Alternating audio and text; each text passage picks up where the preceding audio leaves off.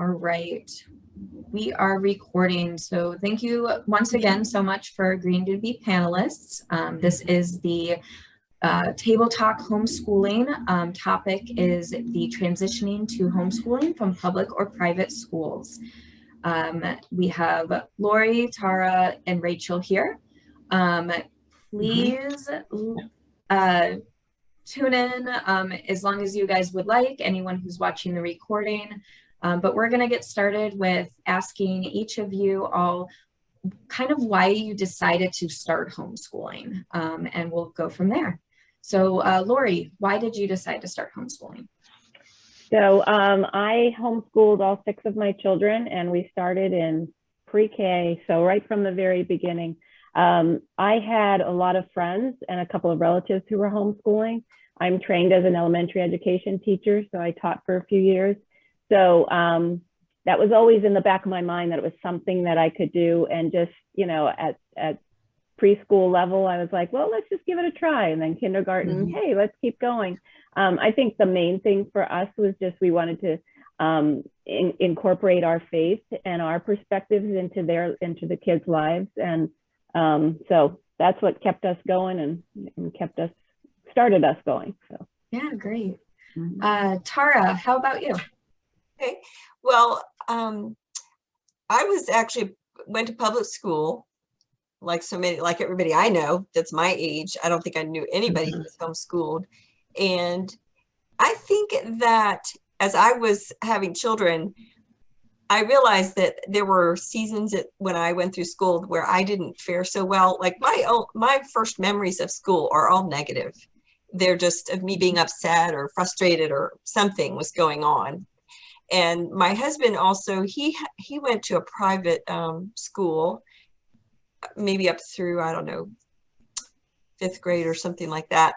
He had very negative experience himself. So when we knew some people who started homeschooling and they were saying these weird words like homeschooling to us, we're like, what is that? But because we both had somewhat negative experiences, I think we kind of turned our attention to that and started looking into it to say, well, what is this thing and what would be the benefits? And so we also wanted our kids to really have our values and to just impart that to our kids. We wanted them to have what we valued is what we wanted them to have. And so that was kind of the background for that got us started, was just some people encouraging us and also just really wanting something better for our kids. And Rachel? Well, I had homeschooled a little bit with my boys back in Alabama, so I kind of knew some about homeschooling, but that was like when they were younger, like maybe 3rd grade, 4th grade, something like that. And my daughter was just coming up, and so I had that in the back of my mind that it's possible to homeschool. We had moved around. We were military, or my husband's retired military now. But moving around, schooling was never it was consistent, but it was hard because you would transition the kids all the time to different schools and learning everything new. So when we got here, we were okay with the school going through, and then I just noticed things that I was just like not in agreement with when I hear my kids come home and tell me what they were learning and what was going on in the school. It concerned me, and then when COVID hit, I was just like, okay, this is a great time to transition because, you know, the kids are not really doing that well. My daughter did not thrive at all with when they went back to online and learning that way. The last 3 months when COVID hit, she learned nothing. Like, it was terrible. And she got nothing out of it. And it was very disruptive, the whole thing. And so I started pursuing it again, like, okay, we're going to homeschool and let's try it. And so that's kind of what our motivation was. And the fact that when we talked about school, I would have to counter some of the things that were taught that it would just kind of shock me, some of the things that were said that I did not agree with faith-wise as well. So I just thought, wow, I need to counter some of this. And so, and my kids are very strong. They knew when things were being told to them that were, you know, maybe not very American, or just, you know, they're teaching a lot of like theories out there and things, but they're very contrary to what we believe. And so, anyways, that's our journey, our start. Yeah, great. So, yeah. So with transitioning, one of the things that I've heard some parents be concerned about is kids experiencing a type of school withdrawal. So whether it be from friendships or just the environment itself. So Rachel, let's start with you this time. Okay. What, if anything, did you kind of see your daughter go through? Well, Candace did have a few, like, we had a lot of moments of like, there were hindrances. She thought that she could not learn. She thought that she could not learn something unless a teacher was telling her something. So I didn't notice that she really did not have the confidence to learn from a book. She thought that she always had to be told, or a teacher needs to explain. So it was a little bit of a transition. We did have a little bit of tears and a little bit of trauma, or drama, I would say, with a 16-year-old, 15-and-a-half-year-old, you know, a little withdrawing. We always kept in contact with all of her friends. So as far as friendships, I normally did, you know, I did a Girl Scout troop, and we still are communicating with them. So it's not like we withdrew from all her friends at school, you know, and so we are still in the neighborhood. We still see all of her friends. She still communicates with them through her phone. But it just took a little bit of like an adjustment for a few months, I think, just emotionally, and transitioning to the fact that homeschool is limitless. I mean, so just giving her that her, whatever she can think of, whatever she wants to read, whatever she wants to do, is the sky's the limit. And I think she was limiting herself in her thinking. Yeah, that makes sense. Tara, what about your children? Did they experience any type of what we would consider typical? I know that you have been homeschooling them from a pretty young age. Well, my older son kind of joked that chess kept him. The homeschool group that I'm a part of is called Chess, and it's where the kids get together with teachers that help them with subjects that maybe parents don't want to teach. So it's small group classes, and it's a great environment. Well, he said that chess kept him from being a weird homeschooler. So that was great, that we had a group of people that we could meet with every week and just do some hard classes together, do science together, foreign language, logic, all the things that I did not want to teach. And there were a bunch of those things at that point.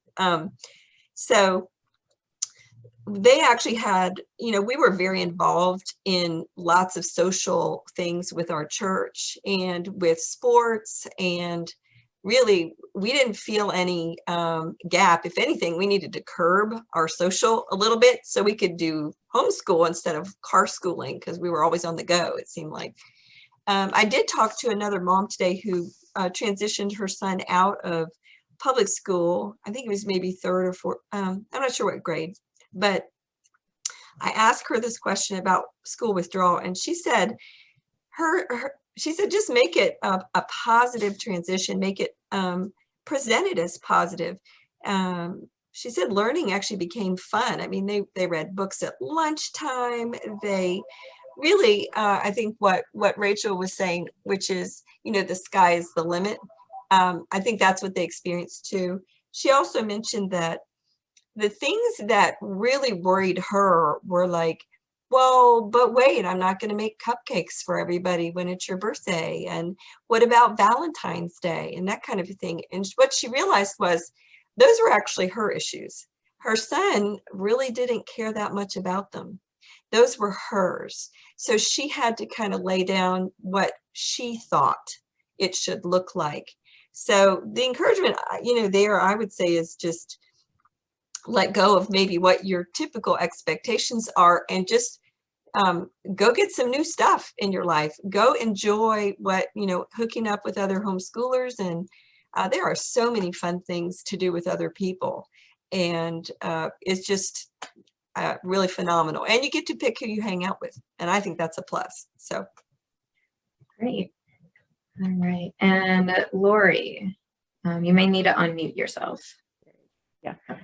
So we never had. Oops. Oop. Am I okay? Yes. Sorry about that. Okay. That's all right. We never had the transition because I homeschooled from the start, but I would just echo what Rachel and Tara was saying. And, we never had a gap in our social activities either. And so just find yourself a community. They're all over the place. We did the local sports groups so that they were interacting with other children who were not homeschooled. So through church and activities in the community and other homeschool groups. Yeah, that was, and anything new is going to have a transition. So I think it's just hang in there, keep the communication open, just listen to the needs and try to meet them the best that you can. I think transition will go a little more smoothly. Great. So for my next one, it was spurred by your guys' conversations. What would you say was your biggest hurdle when starting homeschooling, whether it was from the very beginning or transitioning since? I'm making a little bit of the assumption, I know Tara had mentioned, but that you all went to public school yourself, or maybe even a private school, but more of a traditional school setting rather than homeschooling. So what was the biggest issue that you maybe had with your expectations? Lori, we'll start with you. I think for me, it was probably that level of responsibility that I had all of a sudden. I mean, my children didn't know anything different, so they were fine doing homeschooling. So for me, it was very important for me to have a support group and to have other moms to go to bounce ideas off of, to commiserate with, or to encourage one another, to keep going, to try new things, to get together with other moms and do field trips and do those things that I grew up doing in public school, but just doing this with other groups of moms and kids seemed to help me the most. Makes sense. All right. Tara, what about you? You may have to unmute yourself. I agree with Lori that the idea of the responsibility was something that I think was probably the hardest thing for me. But I kind of made the assumption when I started that most, people send their kids to school. And so that's just what they do. And if I'm going to homeschool, then, oh, well, we're just going to do this thing. And, I had little children, and my kindergartner was a boy, and his little brother would come up to the table and he would bring a little action figure and put it on the table and play with it. And I would lose him for an hour. And I would go, this isn't working. This is not working. I can't get concentration. You're not focused. So I realized for me that I needed to pray, that I shouldn't assume that because people just send their kids to school that I was going to be able to do this in my own strength. And so the first lesson I learned was I need to pray and ask God for help. So that was lesson number one. And then continually, I think just learning to create a schedule, because as homeschoolers, you have a lot of freedom and you can do whatever you want. And people assume because you are home that you are free and you can answer the phone and you can talk, and can you come over here and do this, and can you do that? And suddenly you're really struggling to do anything that looks like school. So for me, I had to really box in some time and say, no, I'm not going to pick up the phone and talk to anybody. I'm not going to schedule appointments here. This is time for school. So creating a schedule was really important for me, where I just said no to a lot of things and said, nope, we're going to do that later, but we're going to focus at home on school during these times. All righty. And then Rachel. Okay. I can totally relate to the schedule thing. Yes, definitely prayer helps, just to focus on your day, but also the schedule. I actually had to learn to let go of some of the schedule, not be such a stickler about the schedule, and, you know, let my daughter explore this first year, because we are going to do it again next year, homeschool, and until 12th grade, until she finishes, but letting her like explore her own, you know, realm, let her kind of explore the schedule too. I let her make the schedule and let her, I learned, like I had young boys when I first started, and that was like, oh, boys are different than girls. But you know, and different motivations. So you really just relaxing and knowing your child. That's the other thing that's so important, is like the relationship. More than anything else, I think having a good relationship with your kid and being able to talk with them about the issues, and just being open, transparent, honest, and then really letting them own it. Because I mean, yes, we're homeschooling and you know, our kids, but yet they've got to take a lot of that on them and be, you know, somewhat responsible. So I've tried to like back away. And I'll say, like, this year we struggled. We were struggling with Latin. I mean, and I had to come to the realization, okay, this is not my thing. Yeah, I'm just not going to do Latin. And so she needs her 3rd year of Latin. So we're recognizing that, okay, Mama needs to find someone that will do Latin. And we are. God has provided. That's the other thing, is like, you know, you can stress over our classes and this and that, but really relying on the Lord and to guide you, because every step of the way, I'm not kidding you, He's helped me find every class and just ordered everything perfectly, you know, without me having to stress. And I think that's the main thing that moms have to realize, is like, no stress, don't take it on you. You know, that's the main thing, is like the stress and the relationship with your child. That is most important, is not taking that on. And so things will fall into place. I mean, we found a Latin lady, like just at our little church thing. I'm like, yes, you know, Latin is going to be covered next year and I don't have to do it. So, you know, that's the beauty. And I do the chess also. Tara was talking about chess, and I want to put a plug in there for those that are fearful of high school, all the high school courses. That is perfect. Like finding a co-op that caters to the high school needs. So that's a blessing. So. Great. Well, I wanted to have all of you guys unmute yourselves real quick, and then do you have any questions for each other, or things that you kind of want to, as a group, just kind of talk about in terms of the transitioning, whether it's for yourself or your children? Well, I love what Rachel was saying about not taking it all on yourself and taking a deep breath. I think that when she hit on it with the relationships, I mean, sometimes we have to look beyond the immediate to say, where are we going? Like, what is your ultimate goal for your family? And writing that down, making a statement like, you know, what I really want for my kids, or what we want as a family, is this. And then you look at that and you say, okay, let's aim for that. And if it's, you know, a close family or whatever that looks like for you, you know, you name what's important to your family, state those values, and then aim for that.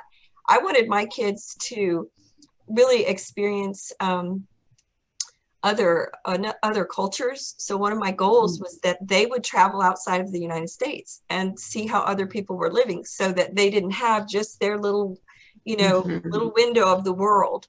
that was a goal that I had.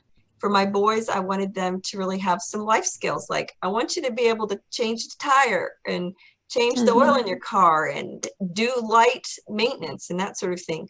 Those are actually skills that go way past school. And so I feel like, you know, those are very valuable. That's about, so just kind of think, I would say, look beyond the immediate, because we focus so much on, ooh, you didn't get an A in math, or you didn't get this paper written the way you should have. But you know, you want to go beyond the moment and kind of say, where are we heading? What's the ultimate goal here?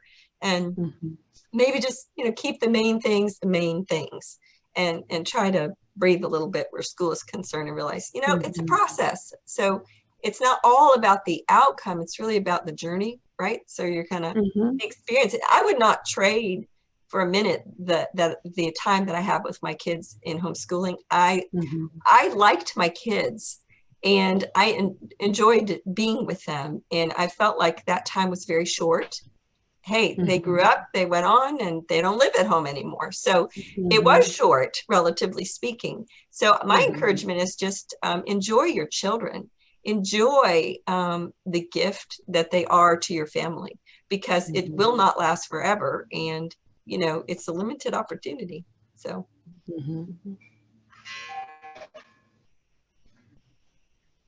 Great.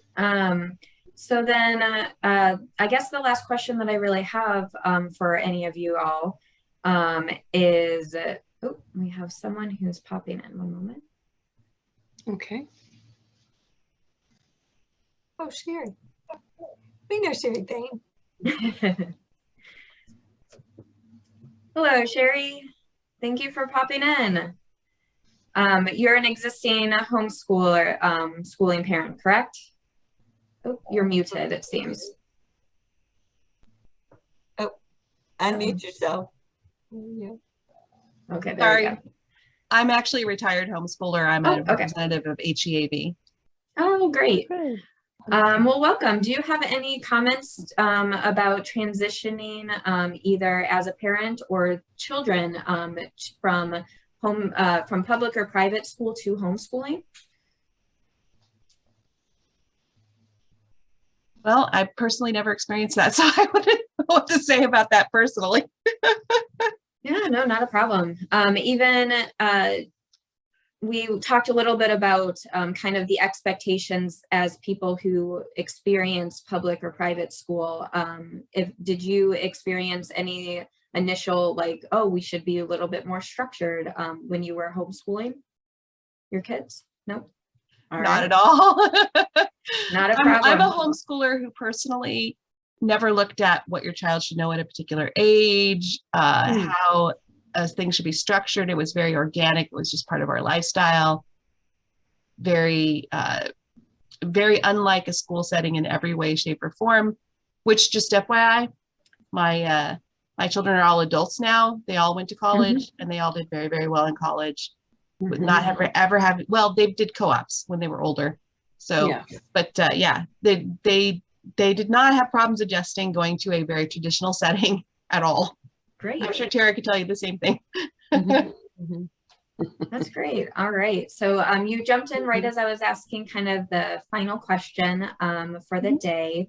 And that is just what are maybe a couple of tips, maybe 3 maximum, that you would give to new homeschooling parents, either in general or specifically to help with the transition to homeschooling?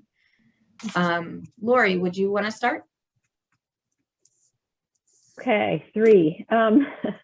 We've said several. Tara, I think Tara and Rachel both talked about prayer, and I do just go back to that, is just to pray and to seek where God wants you. I also like the idea of Tara's thought on just keeping the main thing. And so maybe in your mind, and writing it down is great, is just having the big picture, the big things you want to hit. And the other things can kind of fluctuate and go. You're going to have different years where things aren't going to work the same way, or different children aren't going to be taught the same way. So you'll need to be flexible in that area, but you don't want to have to flex on those main items, those main priorities and values that you've set up. So maybe keeping that front and center in front of you visibly even at times, because you may need to refer back to, why am I doing this thing? And then I would say support. Find other moms, other families who are doing the same thing that you're doing and who are at home and who you can connect to and get good support and encouragement and ideas from. Great. Tara? I would say take the time to evaluate at the end of the year what went well and what didn't go well, and throw out what didn't go well and go towards the things that do. Focus on your child's strengths or things that they really love. Let them go deep. If they love science, go do science. Eat it up, you know, really delve into that. Be okay with transitions. What I did was every year I would go to a big convention, the HAV convention, and they had lots of books, and I would buy curriculum. And then I would come home and every year I bought something that I didn't use. And I used to feel really bad about that. And then I decided to reframe that. And I said, you know what? That's the curriculum that I'm not going to use. Every year I just said, you know what? It's okay. I let it go. And I say, oh, that's the one I bought that I'm not going to use. And I just set myself free from feeling terrible that I bought this thing that I didn't use. So we had to transition one year, it was actually the year for algebra. I started teaching algebra to my son and realized that he could learn it faster than I could relearn it. And I figured this out about halfway through the year, like, this isn't working. So I got a friend who tutored my son in the summer algebra. And so then we moved on. So you know what? I learned something, didn't make the same mistake with the second guy. I went ahead and just said, somebody else teach you algebra. So, you know, give yourself some room to adjust and make adjustments when you need to make adjustments, and say, okay, and then just be forgiving to yourself. And nobody's perfect. You're not going to do things perfectly. But a friend of mine who was very dear to me and taught in a public middle school here in Fairfax County said, as a way of encouragement one day, the worst day in a homeschool is better than the best day in a public school. He, by the way, was a middle school public school teacher, and they homeschooled their kids. And I said, okay, so my bad day is not really that bad. And so just kind of keep it in the framework. So I just say, you know, yes, you have lots of options, be flexible and be forgiving and to yourself. Great. Rachel, any tips to add? Sure. All good tips. I'm learning from just hearing all these tips here. But I would say, know your child. You're going to know your child. You're a mother. You know your child. And I would say, involve them. You know, if they're excited, you know, it's easy to be excited. You know, if they're involved and they, you know where they want to go to. And it's okay if your child doesn't know. You know, sometimes they can stress over, I don't know what I want to do, and that's okay. But involve them in, like, maybe picking the courses, and involve them in activities that, you know, foster their natural abilities. You know, as parents, we have to make them do some things they don't like to do, but for the most part, if we can get them to do it cheerfully and, like, you know, cooperatively, that's key. So anyways, yeah, and I would say seek out resources. There are co-ops out there that can help you. With the older kids, like, sometimes I'm like, oh my gosh, why am I teaching? My daughter is way beyond what I took in high school, but it's okay. Like, it's possible. They can learn. You know, they don't have to have a perfect teacher, and so and the schedule doesn't have to be perfect. And so I've had to learn to just, like, let go. Don't stress over the small things. Because the progress, you know, sometimes you get into this little bubble, you don't see the progress, but you will see the progress at the end of the year. You know, for all those out there, you will see tremendous progress at the end of the year. It might not be at the moment. So do be forgiving and be, kind to yourself as you're teaching your kid, or as your kid is going through this learning process. So, and just know that at the end of the year, when you're looking back, you're going to see that progress and be like, wow, my child has just accomplished a lot. And it's going to be there, and they're going to accomplish. So just, yep. Great. Sherry, did you have any tips to add?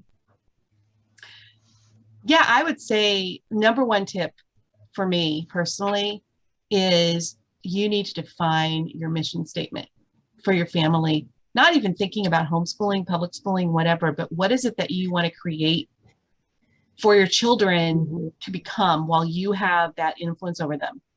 So define it thoroughly. I have mine set up with 4 different areas. Being a Christian, my number one would be spiritual, but I also had social, academic, and physical goals for my children, of what I wanted them to have obtained by the time they reached adulthood. And that goal sheet then became it's my lens for processing everything that I did. Every curriculum that I chose, every activity or whatever we were doing with our children would be through that lens. Does it help me further reach these goals, or is it actually taking me away from these goals? And that would be the lens I would use to decide if that would be the way that we would go as a family. And we would evaluate that every summer to see if we needed to make any changes whatsoever. And then we would process that together as a couple, and then go forward for that year. Then with our short-term goals for that particular year, what would our goals be for that year? I really think that really helped us to not get caught up in some of the really major problems of homeschooling. I see a lot of people struggle with, one I see a lot is curriculum hopping, right? Like just, oh, I like this, but oh, that looks better. I want to try that, but oh, look at that new one over there. Oh, I got to, and while there's not necessarily anything wrong with that, sometimes curriculum hopping can lead to a lot of gaps. So having a more focused approach, I think, is a little better to help you just really stay on that path. And I just feel like that's the key to so much right there, that I think that's a really important thing for every parent to do, is to stop and really define what it is that you want your children to have accomplished by the time they are in adulthood. Great. Thank you all so much. Does anyone have anything to add? And you may need to unmute yourself if you do. I think I would just like to, just going back to the transitions, just remembering that transitions are hard no matter what you're transitioning to or from. And sometimes in our mind, we think about what we've left behind and have a perfect picture of it. But everywhere has struggles. And so I remember as a young mom with a bunch of little kids, and I'm homeschooling, and I would start looking up how much does it cost to send my kid to private school, and how do I get them, it's like, I want to bail out of this. And my husband would say, you're going to have struggles and you're going to have battles no matter where you are. So you're just going to have to pick where you want them to be. And that goes back to, what are your main values? What are your main goals? So just stick with what you feel you're being called to do. I would add that, you may think of, I agree with Lori completely. I was talking to a mom who had transitioned this year, and she was really focusing on what her daughter wouldn't have. And, I never felt that we were really missing out on anything. To me, it was what we were gaining through homeschooling. So what are you gaining? Well, I gained the relationship with my kids and the time spent with them, which I already said I wouldn't trade.